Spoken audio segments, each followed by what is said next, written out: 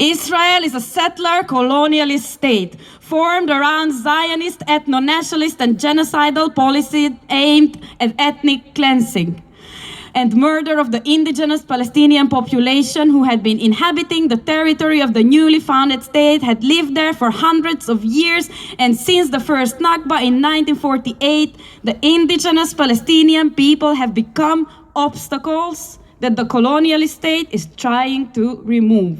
Palestinian suffering has existed for more than 140 years since the first Zionist settlements began to form in Palestine in the 1880s, and also at the beginning of the 20th century when it was placed under colonial British administration, the same Great Britain that supported the formation of Israel.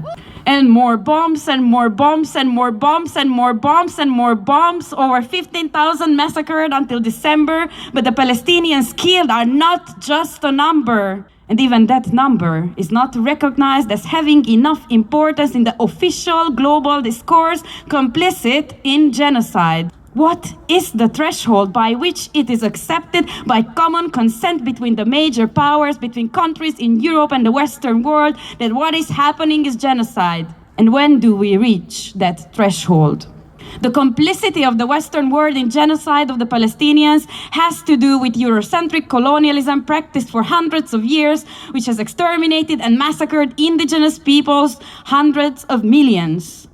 Colonizers wash their hands in blood. Colonizers wash their hands in blood. Colonizers wash their hands in blood. Let's think. Beside the exterminating violence of the oppressors, what are the necessary components for genocide to happen? To let genocide happen. I cannot choose to be silent because silence manufactures consent. Millions of Palestinians in Gaza, the West Bank, the Israeli-occupied territories, and millions of other refugees in exile are shouting, "Stop the genocide."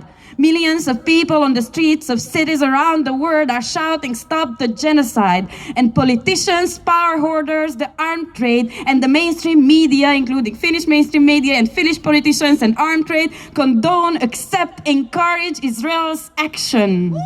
Because nothing is forbidden for those who write the laws. There is no obstacle for those owning the right to the official story. If you have a story that creates consensus for genocide, you can kill thousands of people in front of the camera. For genocide, you need the consent and silence of the people. For genocide, you need a story that covers up the murderous act. For genocide, you need the consent and silence of the people. For genocide, you need a story that covers up the murderous act.